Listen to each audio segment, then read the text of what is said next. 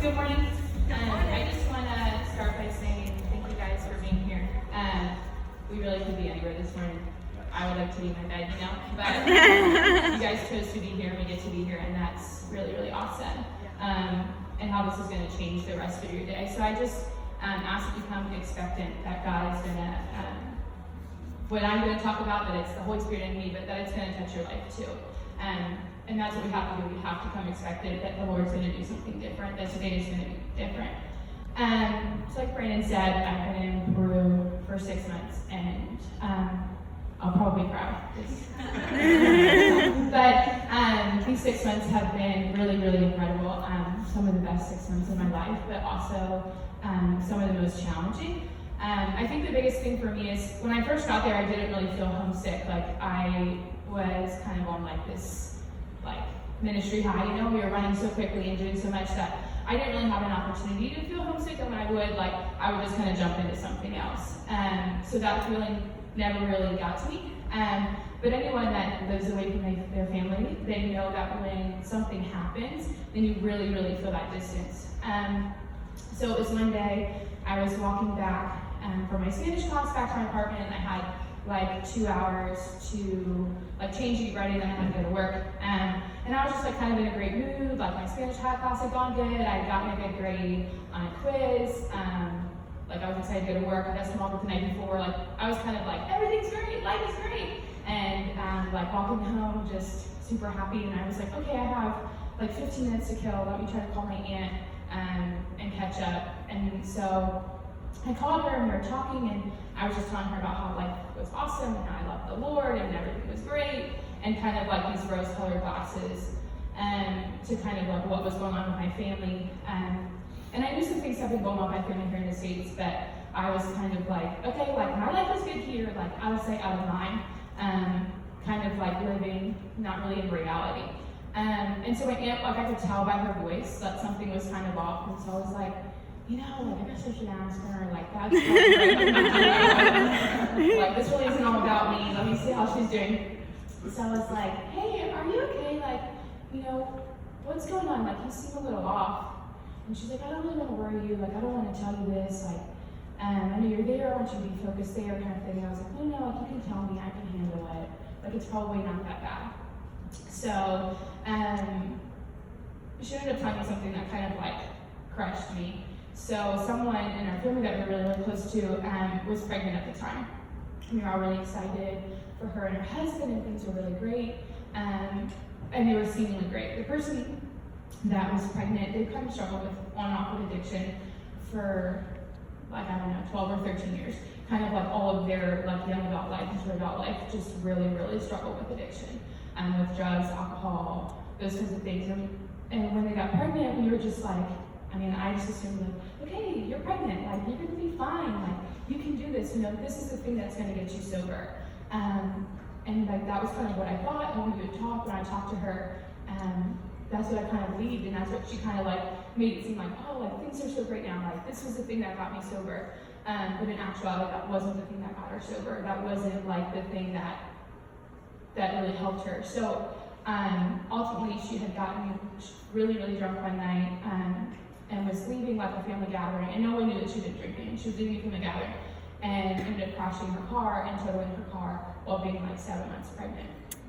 So when my aunt told me this, I was just oh my God, what the heck? What is she doing? Just so angry, and I was just on the street, and I was just started sobbing. We chatted for a couple more minutes, and I was just I'm gonna pray for her, and I just got off the phone, and I just cried the rest of the walk home, just cried, and started really what the heck is happening, God, where are you? Where are you in this situation? And just started thinking of all the what ifs, what if something happens to this baby? What if she never gets over? What if this baby comes out with physical delays or emotional things? What if? And I know and then when I was oh my gosh, I need to call my pastors, I need to get people praying, all these things. Went home and I sat down and picked up my phone to go call my pastors in Peru to get them to start praying and call some friends. And I just heard the Lord speak to me. He said, you need to put the phone down and you need to run to me. And so I was okay, that's not really what I want to do. That's not that doesn't make me feel comfortable in this moment. I want to talk to someone. you need to go to me. So I ended up like getting down on my hands and knees, like crying like a baby. Like I couldn't even like that kind of crying, you know? And I just like started crying out to the Lord and just being like, God, like, where are you, where are you? And God spoke to me, he said, you might not know the how, but you know the who, and the who is me. And so with any situation that we're in that we don't see like a possible way for God, like for it to be fixed, we don't know how it's going to happen. We don't know why that it's happening, but we ultimately know the who, and that's who we trust. Good, Sarah. And so that's what I had to hold on to, is like, I don't know how you're going to fix this. I don't know how you're going to heal her. I don't know how you're going to heal her baby, but I know that who is doing it and who is ultimately bigger than everything. And he ultimately is over everything. So I ended up calling out of work that day, and I spent like 2 hours just kind of on my hands and knees, like praying, listening to worship music. I got in the Word. I called some people and asked them to start praying, and that there was people praying for her, for my family. But when I started praising God, when I started choosing to worship Him, even in that moment when it didn't feel like doing it, that's what changed everything. So the situation didn't change, but my outlook changed. I had a different perspective. And that's the thing, it's like, even when you don't feel like doing it, even when it feels like this isn't not what's going to fix it, you still have to choose to cry out to the Lord. You still have to choose to worship Him, to be in His Word. So I have a couple verses today. The first is Psalms 56:3, and it says, when I'm afraid, I put my trust in the Lord. Proverbs 3:5, trust in the Lord with all your heart. Psalms 37:7, be still before the Lord and wait patiently for Him. Psalms 33:11, but the plans of the Lord stand firm forever. And these were some of the verses that I just started like speaking over my life, speaking over my family, and knowing ultimately no matter what happens, the plans of the Lord stand firm. So nothing can change God's plans. So He has it ultimately in His hands. So in that moment, like I had to dig in deep, and I had to dig like a well, and I had to dig so deep, come to His presence, whether I wanted to or not. So I encourage you is to start digging a well in the Lord. Like be in Scripture, be on your hands and your knees, crying out for Him. And even though it looks like the situation might not change, knowing that it is going to change, trusting the Lord that He is going to do something. And then you have to wait for God to do His miracle. So you can't, like for me at least, I wanted to call that person and tell them everything they were doing wrong, and call my other family members and talk.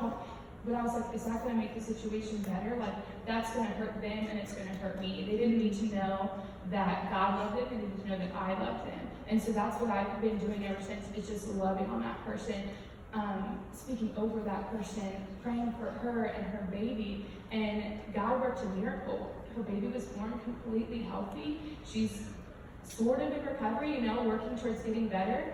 And I know that one day that her story is a story of redemption, and she's going to be able to tell her story and see what God did. So I encourage you today that even though nothing looks like it's going to get better, we wait for God to do His miracle. And the power that we do have is the power of worship and the power of prayer and crying out to God and expecting Him to do something different, expecting Him to work a miracle. So the last verse is Proverbs 16:4, and it said, the Lord works out everything to its proper end. And God's, His Word is living and it's real. So if it says that it's going to happen, then it's going to happen. That's right. God's going to work out everything to the proper end. And so no matter any situation, even if it's just something small, like there's an issue with your car, trusting that God's going to work it out. If there's an issue in your marriage, trusting that God's going to work it out. There's an issue in your finances, trusting that God is going to work it out. And that's the faith you need. You need to be firm. You need to dig a well, and you need to wait for God to do His miracle. So good, Sarah. So I just want to pray with you guys this morning, and just remember, just come expecting into the Lord, come at His feet, crying out, and expecting Him to work a miracle. And so we just close our eyes and bow our heads. Dear Lord Jesus, we just want to thank You for this morning, Lord God, and just remember that this isn't something that we have to do, but this is something we get to do, that we get to be in Your presence this morning. We get to be in Your body, worshiping You, Lord God. And so I just pray for every single person in this room who feels like there's no option, who feels like there's no way out. who feels like their situation is so dark. But we know, God, we know that you are so powerful and you have all things in your hand working them out for good. So I just pray a supernatural peace on everyone's situation, Lord God, that they would know that you are in control, that you are doing something big and mighty, something that hasn't been done before, Lord God. So we're praying today for unity, for healing, Lord God, for restoration.